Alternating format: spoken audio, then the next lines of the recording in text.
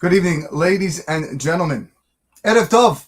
Welcome to all of you joining us tonight or in the future on our podcast, the Finding Holiness Podcast, Bruchim Habayim, which can be listened to, of course, anywhere you listen to your podcast, Apple Podcasts, Spotify, Google Podcasts. We are happy to kick off a brand new series for you tonight, which we call Community Matters. And if you're listening right now, it's probably because community matters to you. Here we get to speak to local Jewish community members and activists, both local and abroad, mind you, about their achievements, their ambitions, and their aspirations. We discuss how they work to shape the Jewish community at large, the issues that they tackle, and how they find holiness in the work that they do. I have to admit, I've been wanting to do this for quite a while now, but I've never really had or mustered up the courage, let's say, to reach out to potential guests and to see if he or she would be interested. But as our sages tell us, kol hatchalot kashot, all beginnings are difficult. And sometimes you just got to find the means, you just got to work hard in order to reach success. So when I approached tonight's guest, our dear friend, which we'll introduce shortly, our first ever guest, and he agreed to come, I was ecstatic. In fact, probably most of you are tuning in today because you saw his picture on the flyer and you want to hear his story and accomplishments. Without further ado, I'm going to open it up. Joining me tonight in the inaugural and first of what I hope to be many episodes, it's my dear friend, one of my role models, a paragon to so many people, Mr. Isaac Osiel. Bruchim Habayim. Isaac, how are you doing today? Rabbi, it's a pleasure to be here, and I will double your statement in suggesting how long it's taken you to do this, and I give you tremendous chizuk for doing so, because I know you approached a few months ago to try this, and I was also reluctant as well, but happy we're finally doing this now. Yeah, it's amazing, the world of technology. Look what we can do now. We can reach so many people in such little time, right? We have people joining us probably from around the world on YouTube and Facebook. And of course the podcast, which is over 30 something countries at this point, and wow. It's great for them to hear your story and the stories of many people who we hope to touch upon in the near future. So let's break the ice a little bit. We have new listeners here probably, or those that might know you who you are now. But let's introduce yourself a little bit, what you do, who you are, share a little bit about yourself. And then we'll get going. We'll take it from there. Sounds good. Thank you, Rabbi. My name is Isaac Osiel, as the Rabbi mentioned. I was born, raised, and haven't actually moved a square kilometer from the place I was born. I've been lived in the Bathurst and Shepherd area of Toronto, and been affiliated with Petach Tikva, the Sephardic congregation in Toronto, the mainstay of the Sephardic congregations, one of the first in Toronto. And since day one, I've been in this Bathurst and Shepherd area, and we have 6 beautiful children, all daughters, mind you, and a lot of fun at home. And I want to add actually that my wife and I met in Boston, of all places. We met on a Shabbaton. It was a Hillel Shabbaton, of which she was a student at York University, at U of T, and I was actually a graduate. I had already graduated York. But the idea was with this Shabbaton to bring together different facets of the community together into one Shabbaton. And they had somebody already designated as the Sephardic delegate, so to speak. And she backed out. And mind you, I was already out of university. And the person who was responsible for calling me said, "Do you want to come on this Shabbaton? It's cool. You're going to meet young people and you represent the Sephardic community." I said, "With pleasure." And who knew that Hashem had that plan in mind for me to meet my soulmate. And we just passed 20 years back in October. Wow, 20 years. Unbelievable. Yeah. Chazak Baruch. Yeah. Listen, I know your wife well. She's an amazing individual. And what can you say? You're both lucky to have each other. And what an amazing story to meet in Boston on the Shabbaton. And you've been a Sephardic representative, okay, for a lot of your life, and that expanded in the last few years, which we're going to get to shortly. Your name Isaac Osiel, you say the name Isaac Osiel. Besides the fact that there are many Isaac Osiels in this city, but and they're all wonderful, wonderful people as well. But your name is synonymous in the Toronto Jewish community with community work. How did it start? What motivated you to serve for the community? Was there one moment, one experience when you were younger, maybe as a child, that said, you know what? This is something that I want to do. This is what my focus is going to be. I need to look at the community. How am I going to make it better? Was it that one time, that one moment that gave you that push to do what you do today? It's a good question. I mean, when you're young and getting involved, there's not really, you don't think about motivating factors. You sort of you go and you do. But thank you for bringing up my name. Actually, I didn't position myself to sit in a certain way, but behind me is a whole wall of family pictures. And in the top right, or it's my side on the right, but here above this picture is my grandfather, Isaac Osiel. And it's a picture of him with his wife. And at the time, 10 children he had. And he was a Shaliach Tzibur, a famous Shaliach Tzibur in Morocco, in a congregation that was well known in Tangiers. And my grandmother's actually holding my father in that picture. Tragically, he passed away at 42, leaving his wife widow with 13 children. And the sort of the new father figure in the family, my uncle Leon, came to Canada, I would say 17 or 18 years old, looking for somewhere for the family to move. Came on his own and found that Toronto was a place for the community, for his family to come to. And he was one of the founders of the Sephardic community, specifically actually Petah Tikva, where we belong as a family and as a congregation, as a community. And that's where the genesis of my involvement is, just coming to shul and being involved.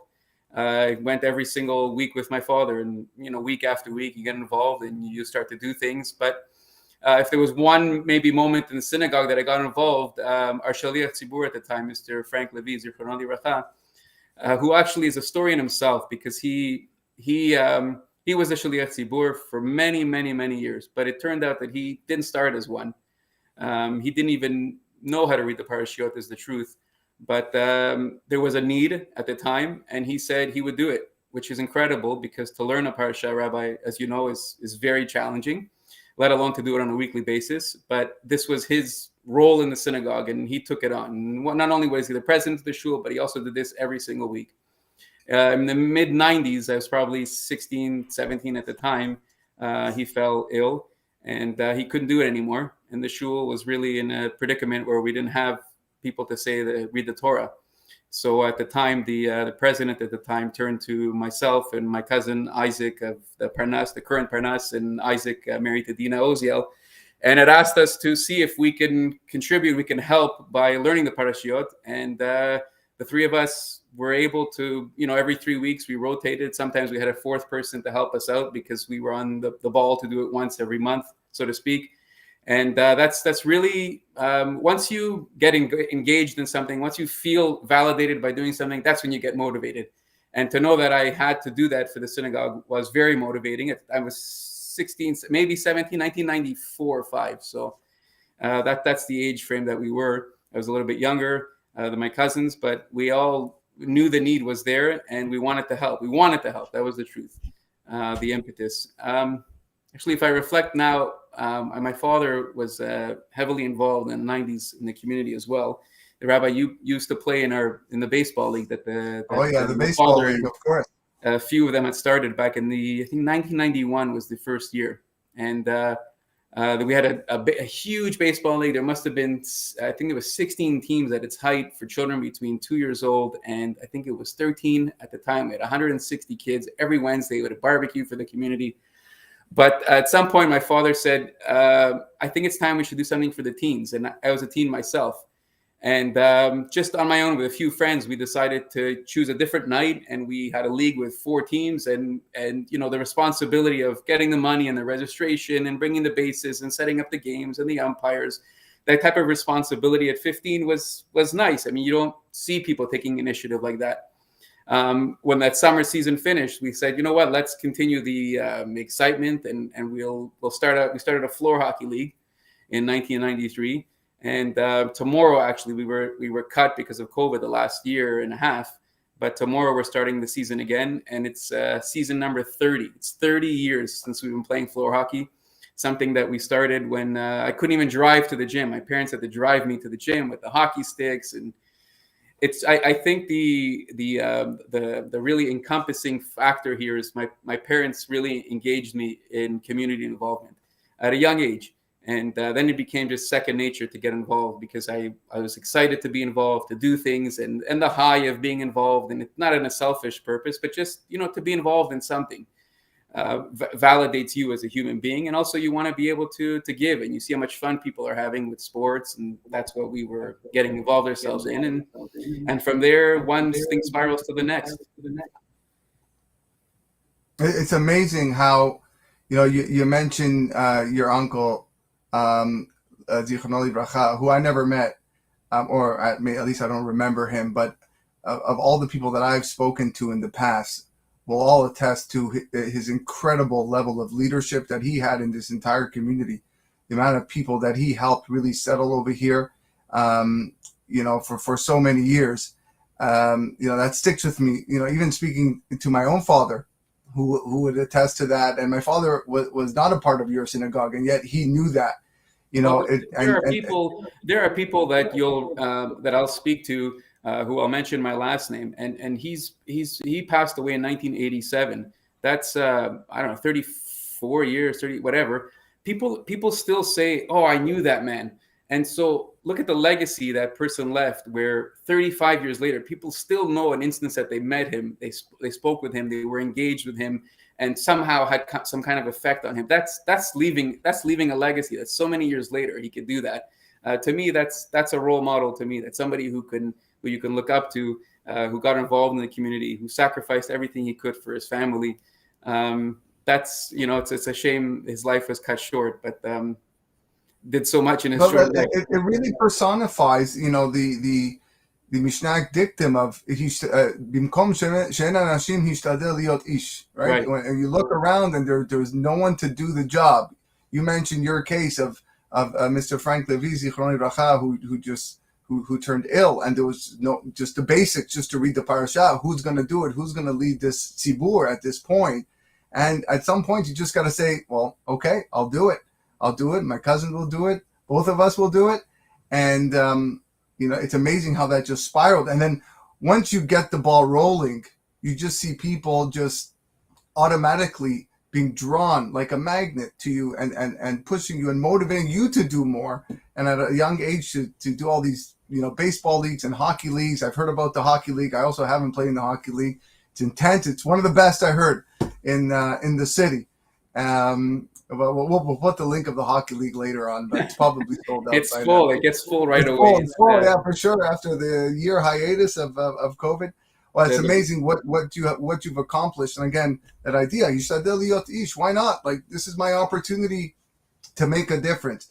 I think that's in every situation in life, especially when you want to give back. And I know the topic is community matters, but in any community matter, in whatever situation that you're in, are you going to be the one who sits on the side or said, you know what, I may not be able to do this job well, but I'm going to try. And I can think of many instances where I just took a stab at something, and sometimes it doesn't work out, but oftentimes, and more than anything else, just wanting to help, wanting to get involved is more gratifying. Some people would see it as something gratifying for them, but really, I feel like it's almost selfish when I get involved in something. It's really for me. And people say, why do you get involved in this and that? I like it. It's what I enjoy. So there is a certain selfishness in what I do, because I enjoy doing it. They say, oh, you're giving back, but really you're giving to yourself. I don't know that there's any selfless act, really, because you're getting something out of everything. 100%. In fact, it just came to my mind now, but just this past Shabbat in the drasha, I spoke about how the Nesiim, the princes of Bnei Israel, their reluctance to donate to the Mishkan ended up with a letter missing from their name. They just felt like let everybody else give, and then push came to shove, and it was time for them to give, and there was nothing left. And there's a reactive form of giving and a proactive form of giving and wanting to help, and it seems that the Torah prefers be proactive, take that step forward and say, no, I can make a difference. I can contribute, be that person. Right. And, we just saw that from, again, last week's parasha. I just brought up to my mind, but I want to get into the meat of things over here. You started an organization. What is it now? 4 years ago, 5 years ago? 2017. 2017. Known as, or called, the Living Legacy Experience. And this organization is one that promotes Holocaust awareness and education, which we're going to get to in a moment. My question to you is, first of all, before we get into the what the organization is about and the journey and the trip, how did this come to be? Why Holocaust education and not another area of chesed and kindness? Never in the history of modern day Jewry have we had so many essential organizations. And I say this honestly, everyone that comes knocking at the door, every email you get pleading and requesting for money, they're all important. Everyone requires it. We're in a time where people just really need, we got Jews on the other side of the world right now that are living in bunkers, and it's hard for us not to feel their pain and not to give. And there's so many important organizations, each carry their own weight and importance. Why did you choose that track as the area where you're going to give all your, or most of your effort, at least? Yeah, so it's a bit of a story that I'd love to share, but ultimately, I don't know. It's a chesed to be involved with Holocaust survivors. It's not a chesed to, a chesed that anybody who's going to visit elderly people is a chesed. So I don't know that the Living Legacy would be considered a chesed as much as, again, it's an experience to grow personally inside. And so I'd say the genesis of the idea is from many, many, many years ago. I didn't, the idea of going to Poland is not anything new, but personally speaking, I was exposed to an event probably around 12 years ago. It's called the Dinner of Miracles. It started by my friends Sherry Ategi and Shauna Samuel, and it was a dinner with young professionals, as many as 500 on the year that I went, and each table, at a table of 10, had a Holocaust survivor sitting at it.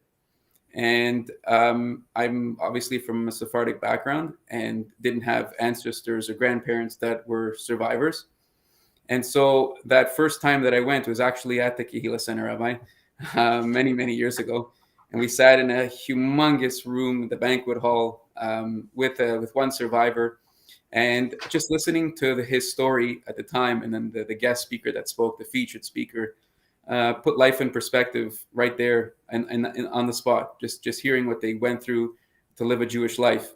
Literally, I walked from that place and I said, I don't, I'm not doing enough. If these people sacrificed their entire life, their essence, just to stay Jewish, just to be proud to be Jewish, I'm not doing enough. And so I was lucky enough in 2014 to go on the March of the Living. And March of the Living has a 1 week trip to Poland, and the 1 week trip follows by 1 week to Israel. I didn't go to Israel, but I'd always wanted to travel to Poland with a survivor, to pay my respects to those that we lost, and more importantly, to be inspired by the survivor. And exactly that happened. I was completely put on a different level. You see places and you see things, as you know, Rabbi, that you don't see on a daily basis. You hear from educators that are well-versed in the Holocaust. And most importantly, you hear from a survivor, more often than not, a survivor who was in the place in which the tragedies and the tortures happened to them right there. And they come back and tell you the stories so that you can be inspired to live Jewish, which is the essence of the Living Legacy. When I came back, I spent a number of years, 2014. It took me a number of years to try to get this initiative started so that the masses could go. I really thought if I could be inspired by it, everybody should be. And the demographic in which the March of the Living reaches, at my age at least, is very limited. And so we tried with the Federation for a few years to see how we can engage more young people. We were successful in year one, but really we weren't hitting our stride. We weren't hitting the numbers because people wanted to go, but there were certain factors that were holding them back from being able to do it. And so after a number of tries and different organizations that we approached. We finally made a presentation to Asia Torah. I actually initiated that on my 40th birthday. I checked back. It was 2017, March 23rd. That's my birthday. And I said at 40, I got to do this. And so I met with Asia Torah. We brainstormed the concept. The idea was to make it extremely, extremely affordable, highly subsidize it, make sure that there's a survivor on the trip, make it a 1-week trip, pack it all in, see as many sites as you could see, gain as much inspiration as possible, and put you back into the city that you came from, which we started in Toronto, and try to live an inspired life. And I just brought this. I don't know whether you're going to ask me about this or, there's certain thing that motivates me on a daily basis to keep this going, to keep this organization going. I don't know if you can see this. I'll bring it up here. There you actually see that. Rocks. I leave this in my closet every day so that I can see it every morning. And these are stones. These are rocks that are on the train tracks in Auschwitz, which you saw there. Obviously, the cattle cars came in, and we all know what happened to most of the Jews that came on cattle cars to Auschwitz. Their life was cut short right there. And so this brings me perspective every single day when I see this, and I say I can do more as a Jewish person or as a person in general to almost redeem what those people didn't have a chance to do. And so I don't know if I was allowed to take these rocks or not. I hope I was. I'm sure they're not the original rocks, but it's very, very symbolic to me, and keep it in my room. You know what? It's Chataya Ani Maskir Hayom. We were by one of the demolished barracks, and it was on our trip, and it was, I guess, surrounded by tape. We couldn't go past a certain point, and I bent down under the tape, and I made sure to grab a little piece of that barrack. I still have it with me as well. I have it in my in my cupboard in my dining room, and as well, every so often I look at it, and it's sitting actually in a little shot glass. Wow. We had, remember that? Do you remember that l'chaim that we had? You want to say, you remember that? Well, share with everyone listening what took place at that moment right there. I don't remember that particular moment. I do want to bring something up to your viewers, because Rabbi, we finally went on our first trip in 2018, which Rabbi Kadosh, in fact, was one of the first people to sign up ever to the Living Legacy. And I'll give him credit for that, because when you're starting a new organization, it's not easy. You don't know what's going to happen, and you put out a lot of time and money, and you have no idea how it's going to go. But the idea warmed up well, and I thank you, Rabbi, for being one of the first to do that. But I think Hashem repaid you, because on the first day of our trip, we went to an extermination camp referred to as Chelmno. And it was at the end of our first day. And one of the participants actually brought a Sefer Torah with him. He made it his mission to carry the Sefer Torah the entire week with him. And we were it was the afternoon on Monday. And because we had landed in the morning, none of us had read from the Torah, because we just came off the plane. And in Chelmno, we opened the Torah and we did a mincha service, and Rabbi Kadosh read the Torah portion of that week. It's mind-boggling. The educators there said that they had never seen that happen. I don't know if it had ever been happened, but really a moving moment that I'll never. I have a picture. Someone snapped a shot of that, me reading from the Torah. It's right there on my. I can't get it now because we're in the middle of the interview, and it's probably unprofessional of me. But maybe if anyone wants to see it anytime, by all means, I'll show you the picture of me reading the Sefer Torah in Chelmno. It was a surreal experience, and almost like, you know what, we're still here, we're reading this Torah, and it was unbelievable. How much? I don't remember. The l'chaim. So the l'chaim, I can't remember who it was, but it was right there, and he just all of a sudden, I think his grandmother survived Auschwitz. I believe I can't remember who it was. Yes, Mordechai Grunwald, and I think just pulled out a little, flask of scotch, and it just gave out a bunch of shot glasses. And right there, I think we just had like 60 or 70 people make a l'chaim, right, like in front of there. And again, to life, the Jewish people are still around.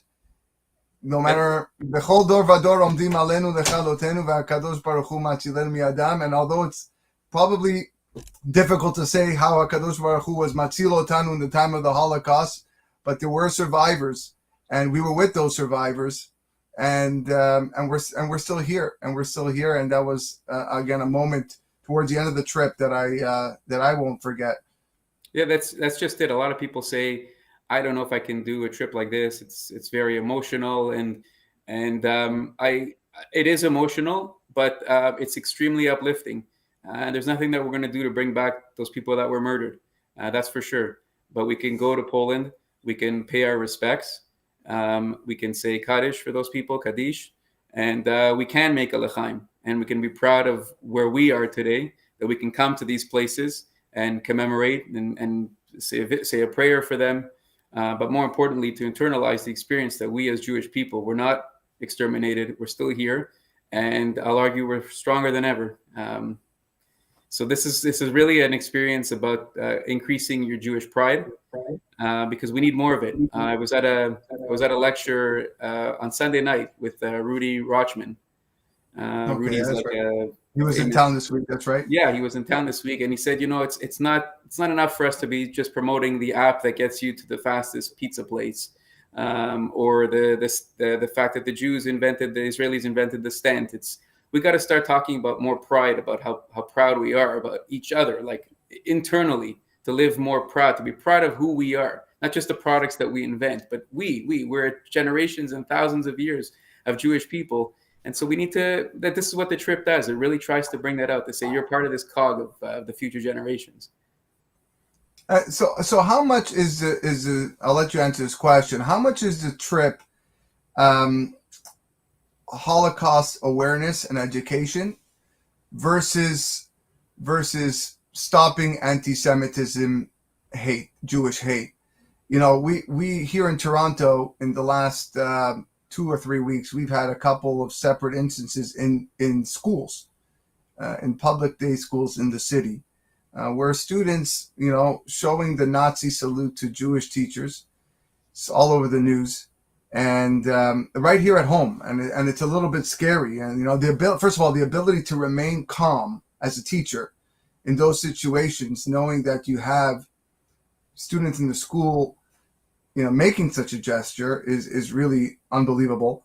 But why is that? Is it a lack of education? Is that the issue, or is it really just Jew hatred? And how does that connect to the Living Legacy experience? Like what message are we trying to, infuse into the attendees of this on this journey? Yeah, so it's a great question.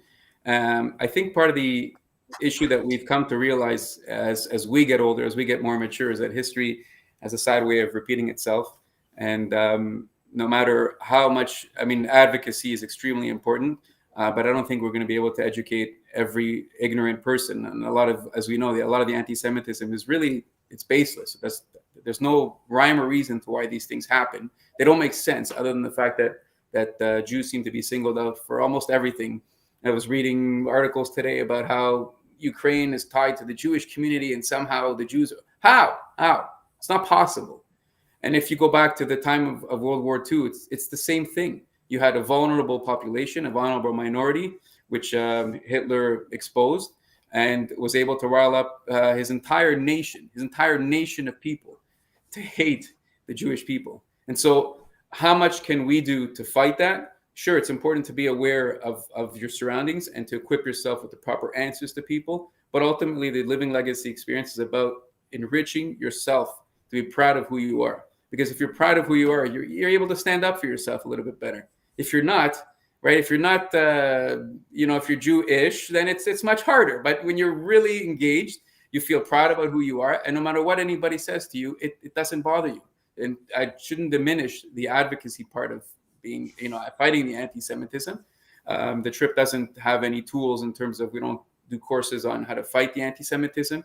But really, as you saw, the trip was really about bringing in the Jewish pride, making you proud of who you are and bringing that back. So if we can come for 1 week together and bring your level of pride from here to here, we've accomplished a tremendous amount, because now you're going to come back as an advocate for the Jewish people. That's what we want.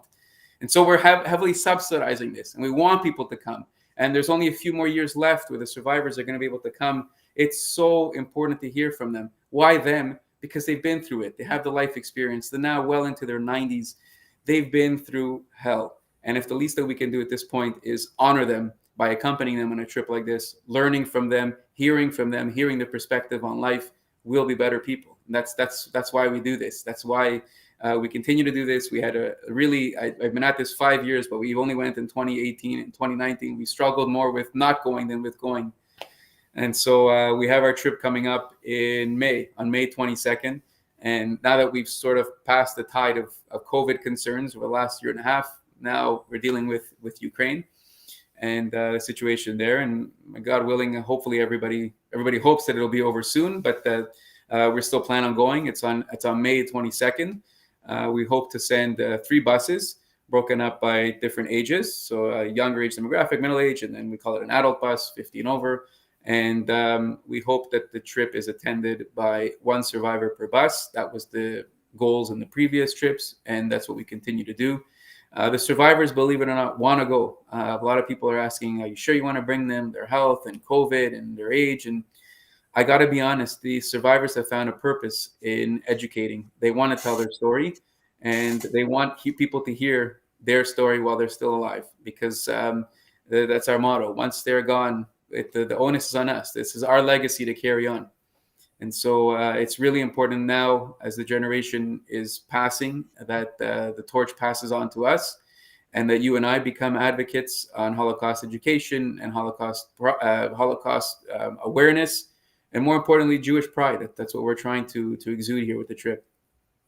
Of course, and you mentioned a good point over there, because I went on the first journey of the Living Legacy in 2018. It was an experience that I will never forget for many, many reasons, mainly because, like you, my Sephardic background, didn't have ancestors that survived. We have listeners right now that are curious to know about this.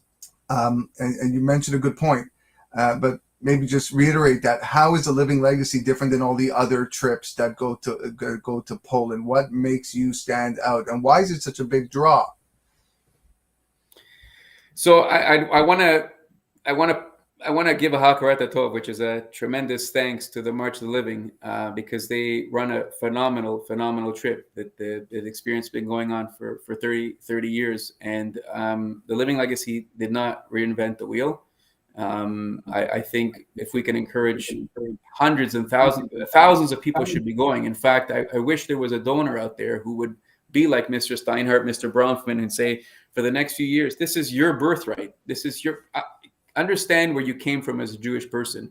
Okay, it comes hand in hand with Israel. Israel, the establishment of the state of Israel came after the Holocaust, and going to Israel and having Israel experience and seeing what Israel has to offer is incredible. But there needs to be that individual who says, understanding our history, where we came from, those first 1,000 years, from 1,000 to 2,000, where the Jews were in Poland for 1,000 years. Life was vibrant. They were living, and we got cut completely. You need to know that story in order to form your history as a Jewish person.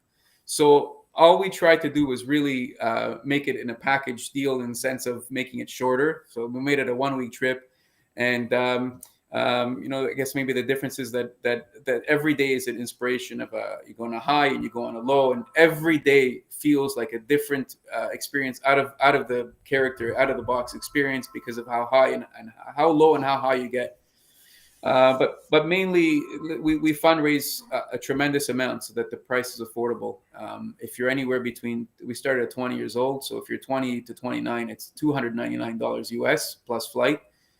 And for 30 to 44, it's $999 US plus flight, and 45 plus is $14.99 US plus flight. Even the $14.99 is subsidized. I believe that everybody shouldn't be hindered by the cost. And we have, there are people who believe in the Living Legacy who will help those who can't even afford that, because really, Rabbi, as far as I'm concerned, the time is now to go with a survivor. I think when the survivors can't go, this just becomes a history trip, like every other history trip to Spain or Portugal or wherever the Jewish community once lived. Once those survivors are our last link to the past of that generation. And once they're gone, you're going to museums like you go to one in Spain. which is sad. So now is really the time. We want to really push, and we've tried. We've had these hiccups, unfortunately, with the last few years, but we're building up again, and hopefully it'll be a nice trip. This is all volunteer based. Nobody's making a penny. Nobody's taking a penny from this. Not Ish, not me, not nobody. And we just want to do this so that people can go and experience their history. And when I say history, I'm a Sephardic Jew, and so my the technical history is not in Poland, but as Jewish people, we all have the same history. We share the same history. Hitler was on his way to Africa, and so it might have been the same fate, unfortunately, for the Jews there had he not gotten to Africa. Had he gotten to Africa. I want to pivot a little bit because you mentioned the situation happening right now in Ukraine. Some are worried that this could escalate to another world war. And while Putin's invasion of Ukraine is not a direct attack on the Jews, but once again, Jews in Eastern Europe are under attack. Are you scared? Not for your trip now I'm speaking about. Are you just scared in general? Can you not help but think, oh no, this could happen again? And of course, we now have the state of Israel. Or maybe I'll pose a question to you: does the state of Israel and its existence bring a sense of calmness just slightly? Like I actually mentioned this last week. I go, the major difference between the Jews in the 1940s and the Jews in Ukraine today is that now they got a place to escape. Now they got a place to flee. They have a homeland. And I wonder what your thoughts are on that. Yeah, it's a scary time whenever there's war. I've never seen this in my lifetime, the way it's been done, the way one country invades another one unprovoked. But I don't know Putin's intentions in terms of whether it's eventually going to target the Jewish people or not. But what I do want to draw a non-comparison to is you saw a lot during COVID where people were comparing some policies of certain governments to Hitler's. And I find that to be diminishing to the Jewish people, really. Hitler targeted, amongst many of his policies, the Jewish people specifically. This was a government that went up against the Jewish people with specific mandates, specific rules, specific laws, murdering them. This was a government that got up and said that. And so for people to draw comparisons with COVID is just ridiculous. And I think it's downright wrong and disrespectful to the survivors and to the survivors that lost their families. We're not even comparing apples to apples.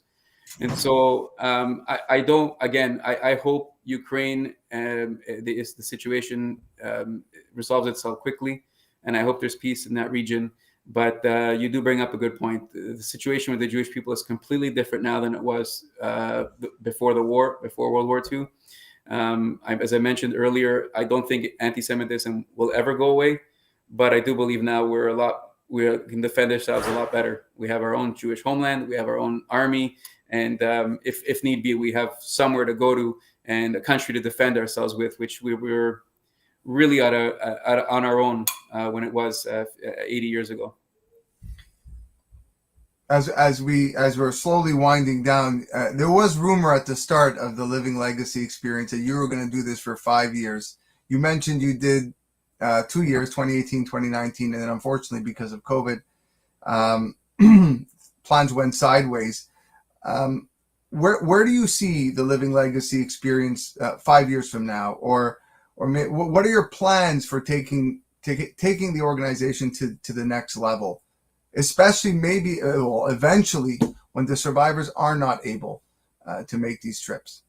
Yeah, and the truth is, in 2020 was going to be the breakout year. We had 250 people signed up. We had a bus from the U.S. comprising of people from St. Louis and Washington, New York, Detroit, and really was going to be the breakout year of the Living Legacy because the model was working in terms of getting people to sign up because it was affordable. The truth is, the impetus for the Living Legacy has always been to go with a survivor. That's where I was inspired by. And as much as it's amazing to be on these sites in Poland to pay your respects, there's something that the survivor does that adds a sixth element to the Living Legacy. And so I don't know. I mean, I concern myself, like I said earlier. I suspect in 7, 8, 10 years, when survivors can no longer attend these trips, that it's going to be more historical than anything else. You're going to open a book and you're going to hear a story from the survivor. And so that's why, really, and I'll go back to it again, we're pushing so much for people to go now. I know people haven't traveled in a few years, and there's some COVID concerns, but let's get over that. Let's do this for the survivors. Let's pay our respects to the Jews that were lost during that time. And really, the focus now is these next few years to try to get as many people as possible. I did have this ambitious goal of sending 1,000 people over 5 years. I did get slowed down, so I might have to put in a few more years in order to get to that number. For sure. And those people listening right now that are interested on this trip, who do they contact? Where do they go? Is it just a website? Is there a number? Is it through Aish? Is it through you? Yeah, it's really grassroots. It's the livinglegacy.ca is our website that a few volunteers put together, and the phone numbers are there to reach me directly. We're opening it up to anybody who wants to go that's 20 and over. When I say that, it means anybody from the US or Canada or even Israel. The goal at this point, like I said, is to send as many people as possible. We really want to. And I want to share a nice story, actually, something that I selfishly took from the Living Legacy on our first trip. It wasn't easy to get survivors. It still isn't. In order to get 3, you have to ask 20 of them. And so on the first year, we were stuck. We were about a month to go to the trip, and we hadn't secured a 3rd survivor. And I heard this wonderful gentleman named Manny Langer, who lives at Clark and Young. He was a survivor on my bus. On your bus, yeah. And his daughters didn't want him to go. His wife was hesitant, and he said, "No, I want to go one last time to Poland. I have my father is buried in Lodz. He had a proper grave, and I want to say Kaddish for my father one last time." And so he came with his 2 daughters and his 1 granddaughter on a wheelchair for most of the trip. But he was determined. We went to the Lodz cemetery, and he told us, the grave is come down this way and go left. And it took us an extra hour to find the grave, but we did. And 130 of us surrounded the grave. And I think the entire trip was looking for that grave. We all did. We all looked for it. It took us an hour and a half, and we found it. And we said Kaddish. He said Kaddish for his father, and it was an incredible moment. He was so emotionally taken back from that. He didn't come with the trip for the next few days, but the following evening, when we came back, he didn't come with us on Tuesday, the following day on the trip. But I saw him in the lobby, and he said, "Please come, I want to speak to you." And he said, "I just want to thank you for taking me to Poland. It's something that I've been wanting to do for many, many years, and I was happy to do that with my daughters and my granddaughter." And so he said, "I want to give you a gift." And, it was enough to have brought him to have experienced it. But for him to give me what he did was so special. And so I brought it. And it's he went to an antique shop, and he bought me this Kiddush cup. And it's certified from the 19th century. And it brings me such emotion. I use this every single time I say Kiddush in my house, which is every week and every holiday. And from a family in Poland from the 19th century, that's the 1800s, who we don't know of, who raised their own family, who had their own life and lived their own Jewish life, saying Kiddush every single week. And so it's so meaningful to me to be able to continue that in a different country, Canada, very far away from Poland, raising my own family, my own way, in the Jewish way. And that's just the chronology, the sort of the timeline of the Jewish people, to keep it going like this. And so this is a really meaningful gift that I forever thankful to Manny. And even if I'd ever done the Living Legacy just to take people, it was one thing, but to receive this is just, it's over the top. Wow. Unbelievable story. Yeah. Thank you. Oh man. Well, last question, because I know it's getting late. Community matters. That's the title of the division of this podcast, the Finding Holiness Podcast. You have right now listening some future leaders right here. And what advice would you give them to encourage them into a leadership role, into a communal role when it comes to community matters? If there was one piece of advice that you can give him, what would that be? It's a good question. I would say I got involved on a grassroots level because I was a teenager getting involved in my community, and one thing spiraled to the next. But if you're passionate about something, get involved and speak up. There's a group of colleagues that I have, friends that I have, a group of specific group that we're a part of. And there's one guy that always says after the meetings, I'm the youngest and I don't feel like I should speak up because I don't know if people are going to respect my opinion. And every time I tell him, your opinion matters as much as everybody else's.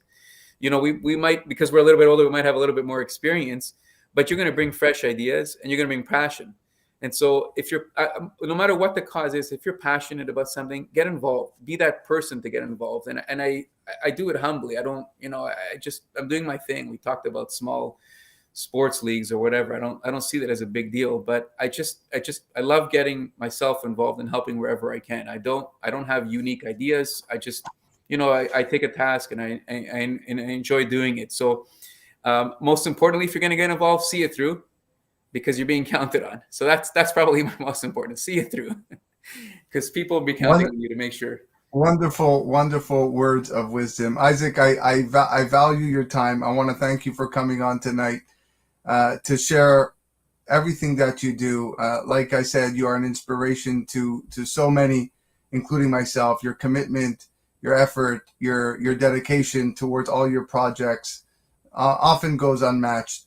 I want to bless you with continued success and achievement. You should see gigantic fruits from your labor, nachat from all your endeavors, grace not only in your physical parnasa, but as well in your spiritual parnasa, because the work that you do is holy. And I know that you already know that, but sometimes it's good to get a reminder once in a while. You do holy work. Thank you, Rabbi. I really enjoyed this, and thank you all for listening.